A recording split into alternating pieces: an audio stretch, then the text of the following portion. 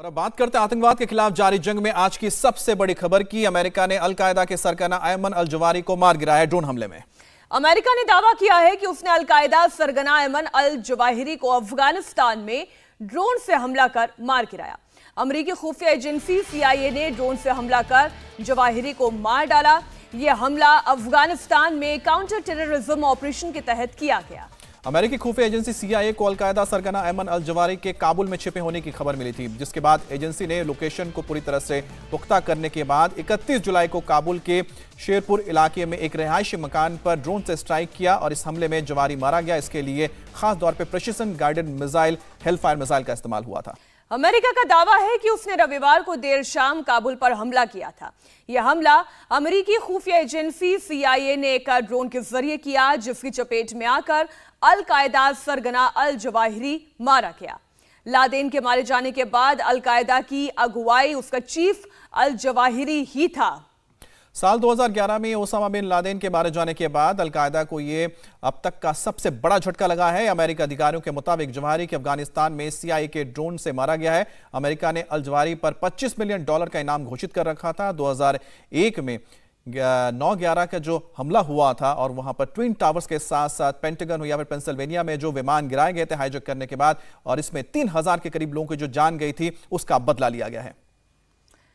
America के 4 नागरिक विमानों को हाईजैक कर उन्हें न्यूयॉर्क के वर्ल्ड ट्रेड सेंटर के ट्विन टावर, वॉशिंगटन के पास रक्षा मंत्रालय, पेंटागन और पेंसिल्वेनिया में टकराया गया था। यह तस्वीर भुलाई नहीं भूलती। ये वो जख्म है, ये वो दंश है जो अमेरिका ने आतंकवाद का झेला और उसके बाद पूरी दुनिया ने समझा कि ये गुड और बैड टेररिज्म की कोई रेखा नहीं है। टेररिज्म खतरनाक है और हर देश के लिए उतना ही खतरनाक है। जब यह विश्व शक्ति अमेरिका को घुटनों पर ला सकता है तो ये कुछ भी कर सकता है। अल-कायदा सरगना अयमन अल-जवाहिरी पिछले कई महीनों से काबुल के शेरपुर इलाके में एक मकान में छिपा था। माना जा रहा है कि उसे तालिबान का संरक्षण हासिल था और जब अमेरिकी खुफिया एजेंसियों को इस बारे में पता लगा, उसके लोकेशन को ट्रेस कर लिया गया, उसके बाद उसका खात्मा हुआ। एक सीक्रेट प्लान दरअसल तैयार किया गया था, जिसे 31 जुलाई को अंजाम दिया गया। काबुल में अल-जवाहिरी के एनकाउंटर के बाद से ही सोशल मीडिया पर काबुल के इस घर की तस्वीरें बहुत तेजी से वायरल हो रही हैं। कहा यह जा रहा है कि अल-जवाहिरी के इसी घर में छिपे होने की पूरी आशंका थी, जिसके बाद अमेरिकी ड्रोन अटैक किया गया और इसमें उसकी मौत हो गई।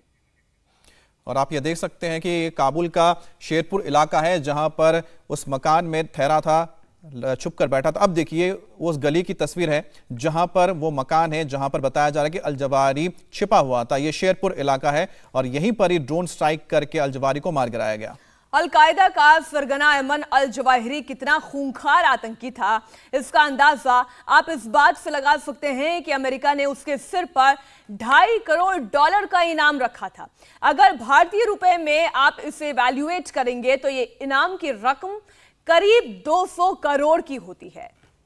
और इनाम की इस रकम से ही पता चलता है कि अमेरिका जवाहिरी को कितना खतरनाक मानता था और यही वजह है कि उसके सिर पर इतनी बड़ी रकम की घोषणा की गई थी और आखिरकार उसे कामयाबी मिली। अमेरिका ने 9/11 के 2 मुख्य जो किरदार थे, जिसमें एक का नाम है ओसामा बिन लादेन और दूसरा अल-जवाहिरी, दोनों को ही अब ढेर कर दिया है। अब ऐसे में देखना होगा कि जो अल-कायदा जो अभी भी एक्टिव है और जिस तरह से उसने धमकी दी थी भारत को लेकर, अब देखना होगा कि किसको कमान सौंपी जाती है। लेकिन फिलहाल आपको बता दें कि तालिबान के आने के बाद एक बार फिर से अल-कायदा अपने पैर जमा रहा है और इस इलाके में, चाहे वो मिडल ईस्ट हो या फिर दक्षिण एशिया हो, वहां पर अपने जो रिक्रूट्स को बढ़ाकर वो कोई ना कोई आतंकवादी घटना देने का अंजाम कर रहा है।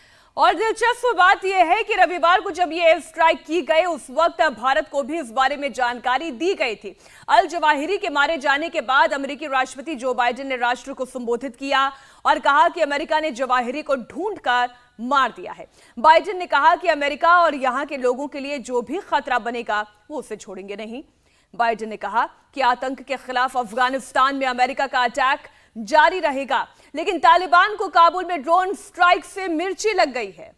और तालिबान ने अमेरिका के ड्रोन स्ट्राइक की निंदा करते हुए कहा है कि दोहा समझौते का उल्लंघन हुआ है। लेकिन पहले आप सुनिए कैसे अमेरिकी राष्ट्रपति जो बाइडेन ने जवाहिरी की मौत की खबर दुनिया को दी।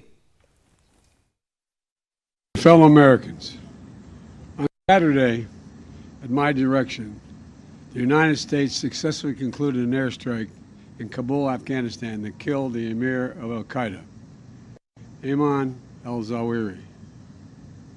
You know, Zawahiri was bin Laden's leader. He was with him the whole time. He was his number 2 man, his deputy at the time the terrorist attack of 9/11. He was deeply involved in the planning of 9/11. One of the most responsible for the attacks, murdered 2,977 people on American soil. For decades, he was the mastermind behind attacks against Americans, including the bombing of the USS Cole in 2000, which killed 17 American sailors and wounded dozens more. दुनिया की सबसे खूंखार आतंकी संगठन al Qaeda को al Zawahiri lead करता था।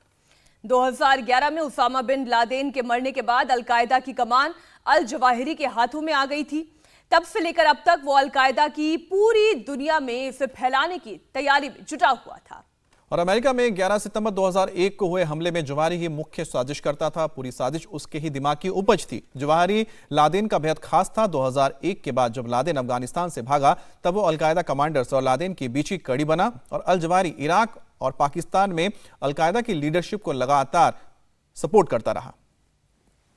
1993 में सोमालिया में अमेरिकी सैनिकों की हत्या करवाने में अल जवाहिरी का ही दिमाग माना जाता है। 7 अगस्त 1998 को नैरोबी, केन्या और तंजानिया में अमेरिकी दूतावासों के सामने एक साथ धमाके कराने के पीछे भी जवाहिरी का ही दिमाग था। 2005 में लंदन में हुए बम धमाकों के पीछे भी जवाहिरी का ही हाथ माना जाता है। 2001 के बाद अमेरिका की खुफिया एजेंसियां अल जवाहिरी के पीछे लगी हुई थी, लेकिन अल जवाहिरी का कुछ भी पता नहीं लगा। अल जवाहिरी हमेशा अपने नेटवर्क के अंदर ही रहता था। उसके सुरक्षा घेरे में चंद लोग ही शामिल थे। वो इनके अलावा किसी पर समझौता नहीं करता था और बार बार लोकेशन चेंज करता रहा था और इसी वजह से बहुत मुश्किल हो रहा था उसके ठिकाने को पता लगाना और अल जवाहिरी को धर दबोचना। बताया जाता है कि उसने अपना ज्यादातर समय पाकिस्तान अफगानिस्तान की सीमाओं पर गुजारा और मुश्किल पहाड़ी दर्रों में अपना ठिकाना बनाकर वो अमेरिका की नजरों से बचता रहा था। कुछ दिन पहले कर्नाटक में हिजाब कंट्रोवर्सी हुई थी और इस पर जवाहिरी का 9 मिनट का एक वीडियो भी सामने आया था जिसमें वो भगवा गमछा ओढ़े लोगों की नारेबाजी के जवाब में अल्लाहू अकबर का नारा लगाने वाली भारतीय छात्रा की तारीफ कर रहा था।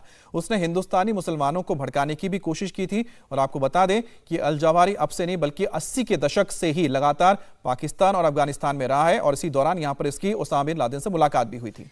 कहा यह जा रहा है कि जवाहिरी को मारने के लिए अमेरिका ने खास हथियार का इस्तेमाल किया। ड्रोन से हेलफायर मिसाइल से अटैक किया गया। इस मिसाइल में बारूद कम होता है लेकिन तेज धार वाले ब्लेड लगे हुए होते हैं।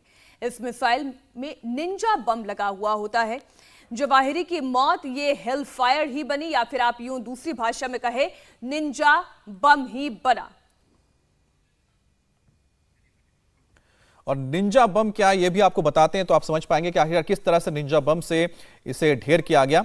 दरअसल हेलफायर जो मिसाइल है उसी का एक दूसरा वर्जन है जिसे निंजा बम कहा जाता है। R9X को निंजा बम कहते हैं और 1-2 लोगों को ये टारगेट किया जाता है। इसमें मतलब कोलैटरल डैमेज नहीं होता, यानी कि प्रिसाइसली जिस जगह पे किसी व्यक्ति को मारना है, कोई कमरा है उसको उन्होंने आइडेंटिफाई कर लिया, उसके बाद यह बॉम्ब जाता है दीवार को छेदते हुए अंदर पहुंचने के बाद जब ब्लास्ट होता है तो इसमें एक्सप्लोजन नहीं होता। जो एक्सप्लोजन होता है उसमें यहां पर 6 से 8 धार लोहे के वो निकलते हैं, आप कह सकते हैं चाकू की तरह चीजें होती हैं जो व्यक्ति को मार देता है, यानी कि आसपास के लोग इसमें डैमेज नहीं होंगे लेकिन जो टारगेट है वो मारा जाता है। खासतौर पर आतंकियों को निशाना बनाने के लिए इसका इस्तेमाल होता है। इंडिया टीवी हर वक्त हर जगह डाउनलोड करने के लिए सर्च करें India TV news Google play store या ऐप स्टोर पर।